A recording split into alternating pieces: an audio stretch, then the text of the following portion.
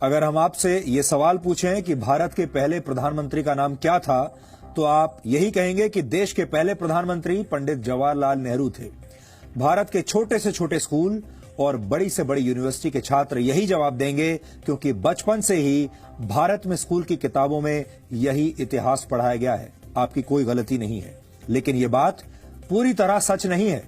सच ये है कि पंडित जवाहरलाल नेहरू से भी पहले भारत की पहली आजाद सरकार के पहले प्रधानमंत्री नेताजी सुभाष चंद्र बोस थे। शायद आपको इस बात पर यकीन नहीं होगा, लेकिन इसमें आपकी कोई गलती नहीं है। आजाद भारत में सरकारों ने कुछ खास किस्म के इतिहासकारों को ही मान्यता दी और इन इतिहासकारों ने भारत के इतिहास से जुड़ी बहुत सारी महत्वपूर्ण घटनाओं को आपसे छुपा लिया। नेताजी सुभाष चंद्र बोस भारत की पहली आजाद सरकार के प्रधानमंत्री, विदेश मंत्री और रक्षा मंत्री थे, लेकिन यह बात कभी भी आपको बताई नहीं गई, न ही आपको पढ़ाई गई। भारत सरकार ने आज एक बहुत बड़ा फैसला लिया है। इसी महीने 21 अक्टूबर को भारत की पहली आजाद सरकार की 75वीं वर्षगांठ मनाई जाएगी। इस सरकार को आजाद हिंद सरकार कहा जाता है। यह सरकार 21 अक्टूबर 1943 को बनी थी और इसका अर्थ यह हुआ कि भारत की मौजूदा सरकार ने सुभाष चंद्र बोस द्वारा स्थापित आजाद हिंद सरकार को मान्यता दे दी है। इस मौके पर प्रधानमंत्री नरेंद्र मोदी लाल किले का दौरा करेंगे और वहां आजाद हिंद फौज संग्रहालय का उद्घाटन करेंगे। इसके अलावा इसी वर्ष 30 दिसंबर को प्रधानमंत्री मोदी अंडमान निकोबार जाएंगे, क्योंकि करीब 75 वर्ष पहले 30 दिसंबर 1943 को ही अंडमान निकोबार में पहली बार सुभाष चंद्र बोस ने तिरंगा फहराया था। ये तिरंगा आजाद हिंद फौज का था और ये भारतीय जमीन पर आजादी की पहली निशानी थी।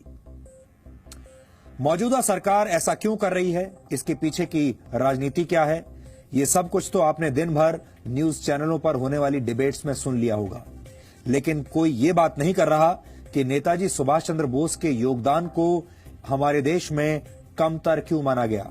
आजाद हिंद फौज और आजाद हिंद सरकार जैसी उपलब्धियों को किनारे क्यों लगा दिया गया। ये सवाल आज गहरे विश्लेषण की मांग कर रहे हैं। अगर किसी परीक्षा में यह सवाल पूछ लिया जाए कि भारत की पहली आजाद सरकार के प्रधानमंत्री का नाम क्या था और आप उसके जवाब में नेताजी सुभाष चंद्र बोस का नाम लिख दें, तो आपके सारे नंबर कट जाएंगे, क्योंकि ये जवाब गलत माना जाएगा और यही इस देश का सबसे बड़ा दुर्भाग्य है। आजाद भारत के पहले प्रधानमंत्री जवाहरलाल नेहरू थे, लेकिन भारत की पहली आजाद सरकार के प्रधानमंत्री नेताजी सुभाष चंद्र बोस थे। ये फर्क आपको हमेशा याद रखना चाहिए और सुभाष चंद्र बोस को हमेशा उनके हिस्से का सम्मान देना चाहिए, ये मिलना ही चाहिए। भारत की पहली आजाद सरकार की स्थापना और उसकी घोषणा सुभाष चंद्र बोस ने 21 अक्टूबर 1943 को की थी। इस घोषणा के तुरंत बाद 23 अक्टूबर 1943 को आजाद हिंद सरकार दूसरे विश्व युद्ध के मैदान में उतर गई थी। आजाद हिंद सरकार के प्रधानमंत्री नेताजी सुभाष चंद्र बोस ने ब्रिटेन और अमेरिका के खिलाफ युद्ध का ऐलान कर दिया था। उस वक्त 9 देशों की सरकारों ने सुभाष चंद्र बोस की सरकार को अपनी मान्यता दी थी। जापान ने 30 अक्टूबर 1943 को आजाद हिंद सरकार को मान्यता दी। उसके बाद जर्मनी, फिलीपींस, थाईलैंड, मंचूरिया और क्रोएशिया ने भी आजाद हिंद सरकार को अपनी मान्यता दे दी। आजाद हिंद सरकार ने जापान सरकार के साथ मिलकर म्यांमार के रास्ते पूर्वोत्तर भारत में प्रवेश करने की योजना बनाई थी। सुभाष चंद्र बोस ने बर्मा की राजधानी रंगून को अपना हेडक्वार्टर बनाया और तब वहां जापान का कब्जा हुआ करता था। 18 मार्च 1944 को सुभाष चंद्र बोस की आजाद हिंद फौज ने भारत की धरती पर कदम रखा था और उस जगह को अब नागालैंड की राजधानी कोहिमा के नाम से जाना जाता है। आजाद हिंद फौज के शौर्य में कोई कमी नहीं थी, लेकिन 2 प्रमुख वजहों से सुभाष चंद्र बोस की आजाद हिंद फौज कोहिमा से आगे नहीं बढ़ पाई। पहली वजह यह थी कि यह युद्ध जंगलों में लड़ा जा रहा था और तब जुलाई का महीना था और भारी बारिश की वजह से सेना का आगे बढ़ना मुश्किल था। और दूसरी बड़ी वजह यह थी कि आजाद हिंद फौज के पास एयर सपोर्ट नहीं था।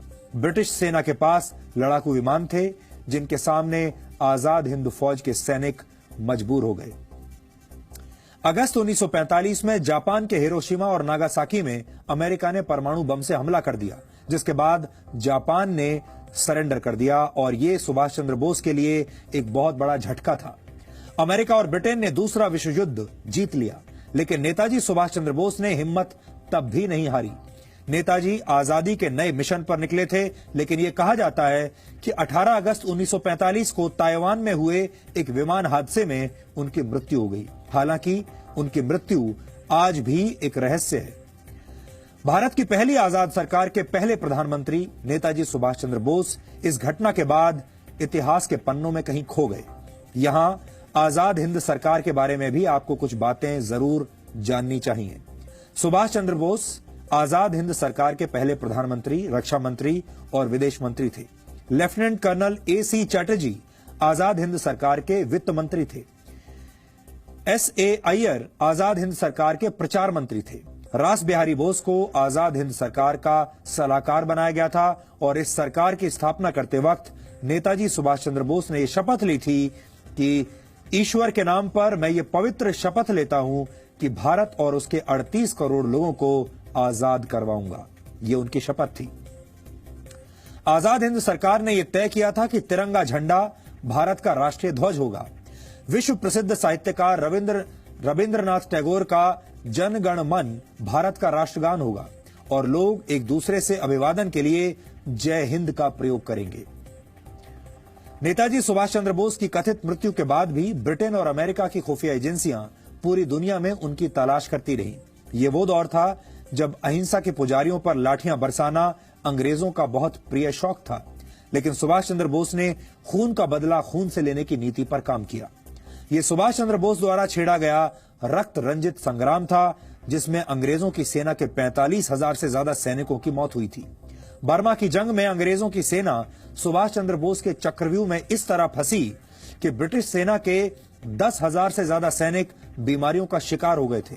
इस लड़ाई में अमेरिका की सेना के भी 3,000 से ज्यादा सैनिकों की मौत हुई थी और यही वजह है कि ब्रिटेन और अमेरिका की खुफिया एजेंसियां मिलकर सुभाष चंद्र बोस को किसी भी तरह से ढूंढकर सजा देना चाहती थी। अंग्रेजों ने उन पर हजारों अंग्रेज सैनिकों की हत्या के आरोप लगाए, लेकिन ये आरोप सुभाष चंद्र बोस के लिए किसी मेडल से कम नहीं थे। भारत में लाखों लोगों की हत्या करने वाले अंग्रेजों को सुभाष चंद्र बोस ने यह बता दिया था कि अहिंसा और शांति भारत की कमजोरी नहीं, भारत को हथियारों से जवाब देना भी उतना ही अच्छी तरीके से आता है।